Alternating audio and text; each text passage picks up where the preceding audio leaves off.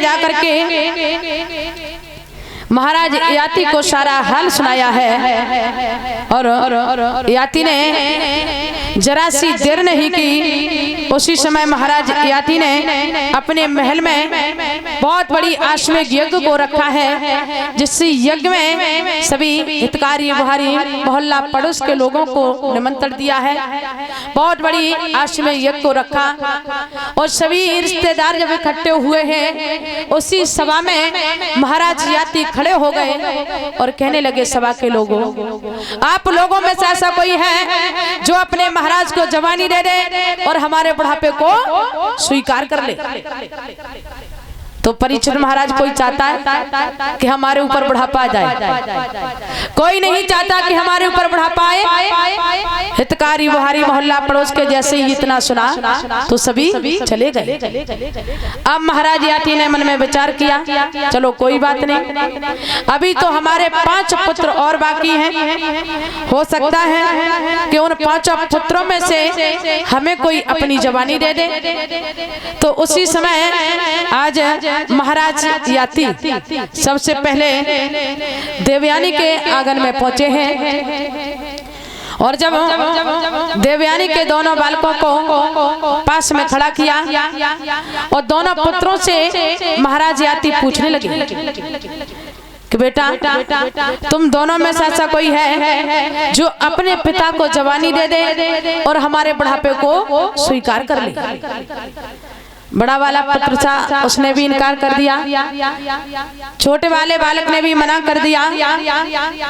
अब महाराज याति को और चिंता होने लगी।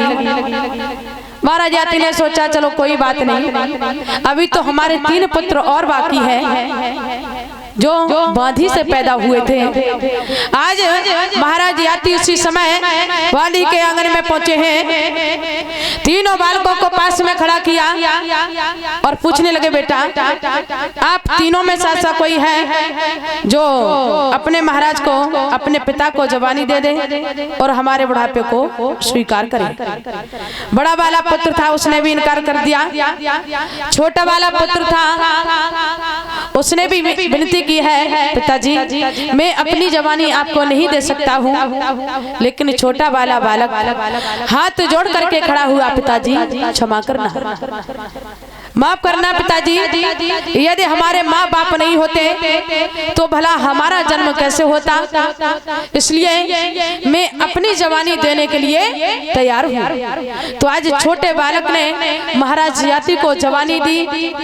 बताया है महाराज याति ने जवानी को स्वीकार किया और जब तक महाराज याति की इच्छा रही तब तक उस राज्य को संभाला और उसके बाद में बताया है कि जब तक मन रहा तब तक उस राज सिंहासन को संभाला और जब मन भर गया तो याति ने मन में विचार किया कि अब जंगल में जाकर के भजन करूंगा। उसी समय बताया है कि जिस बालक ने महाराज याति को जवानी दी थी, सारा राजपाट महाराज याति ने लिया और उसी बालक को दे दिया। जब सारा राज्य उस बालक को दिया है तो देवयानी के बालकों ने मन में विचार किया। देवयानी और सर्विष्ठा दोनों लड़कों में आपस में विवाद होने लगा। बच्चों में देवयानी के बच्चों ने मन में विचार किया कि ये तो हमारे पिता ने बहुत गलत किया, क्योंकि राज्य तो बड़े भाई को देना चाहिए था लेकिन सारा राज्य छोटे भाई को दे दिया। तो बताया है परीक्षित महाराज कि यहीं से मुसलमान वंश पैदा हुआ। जब सारा राज्य छोटे पुत्र को दे दिया तो भाइयों भाइयों में विवाद होने लगा। तो यहीं से मुसलमान वंश पैदा हुआ और आज भी लोग कह दिया करते हैं कि हिंदू मुस्लिम भाई भाई। जब सारा राज्य उस बालक को दिया, लेकिन बताया है कि मुसलमान लोगों में उसी दिन से ये विवाद पैदा हो गया और मुसलमान लोगों ने मन में विचार किया कि आज से मैं हिंदुओं से ठीक विपरीत काम करूंगा। तो आज भी मुसलमान लोग हिंदुओं से ठीक उल्टा कार्य करते हैं। कभी भी देखना, अगर हाथ पैरों को भी धुलते हैं तो हमेशा नीचे से ऊपर की तरफ धुलते हैं। और जिस हिंदू धर्म में हम भगवान के आश्रम को मंदिर बोलते हैं, उसी को मुसलमान लोग मस्जिद बोलते हैं। और जो है लेकिन मुसलमान लोगों में एक नियम बहुत अच्छा होता है कि यदि मुसलमान लोगों में कहीं बारात जा रही है तो दूल्हा चाहे 4 पहिए के वाहन में हो, और चाहे रथ पे सवार हो, और चाहे घोड़े पर सवार हो, चाहे मंडप के नीचे हो। यदि भगवान का नाम लेने का समय हो गया, नमाज का समय हो गया, तो दूल्हा तुरंत खोपड़ी के भर वहीं बैठ जाएगा। और हिंदू धर्म में अरे भैया, अगर कहीं बारात जा भी रही है तो भगवान का नाम लेना बहुत दूर, फिर तो पी पी पौआ जूत चंत है। सही बात है।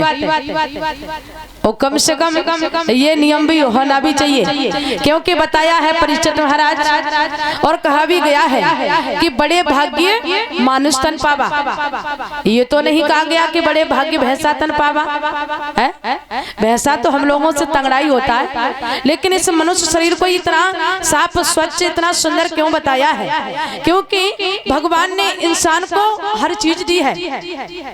2 हाथ भी दिए हैं, किस लिए दिए? इसलिए तो नहीं दिए कि गांव में झंझट हो तो 2-4 इधर से उधर लगा दो, वो भी ठीक है। लेकिन जब भगवान का नाम लिया जाए तो ताली बजा करके भगवान का नाम बोल सके।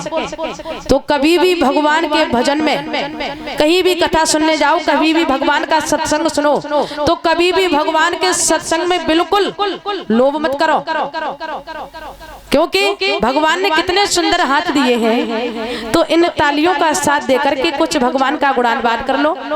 भगवान ने कितने सुंदर 2 कान दिए हैं, इन कानों से सुंदर सुंदर बातें सुनो। 2 सुंदर नेत्र दिए हैं, किस लिए? कि इन नेत्रों से सुंदर सुंदर चित्र देखो। और सबसे बड़ी भगवान ने इंसान को क्या चीज दी है? मन और बुद्धि। बताया है कि यदि मन और बुद्धि भगवान के चरणों में लगा दिया जाए तो भगवान के दर्शन हो सकते हैं, कोई बड़ी बात नहीं। क्योंकि बताया है परीक्षित महाराज कि मौत और बुढ़ापा ये जिंदगी का एक ऐसा सच होता है। परीक्षित महाराज, मौत और बुढ़ापा ये जिंदगी का एक ऐसा सच होता है कि इंसान दुनिया के कोने में कहीं भी छुप जाए, लेकिन मौत ढूंढ लेगी कि आप किस नगर में हो, कौन से मोहल्ले में हो, कौन से कमरा नंबर में हो, उसे बताने की जरूरत नहीं है। मौत और बुढ़ापा ये जिंदगी का सबसे बड़ा सच होता है। और सही बात है परीक्षित महाराज, जब तक भगवान ने इंसान को ये जवानी दी और ये बल दिया, और भगवान ने जो सुंदरता दी और जो धन दिया है, जब तक शरीर में बल है, भगवान ने जो सुंदरता दी वो सुंदरता है, और जेब में पैसा है और शरीर में ताकत है, तब तक सारा संसार, सारे परिवार के लोग, सारे खानदान के लोग घर पर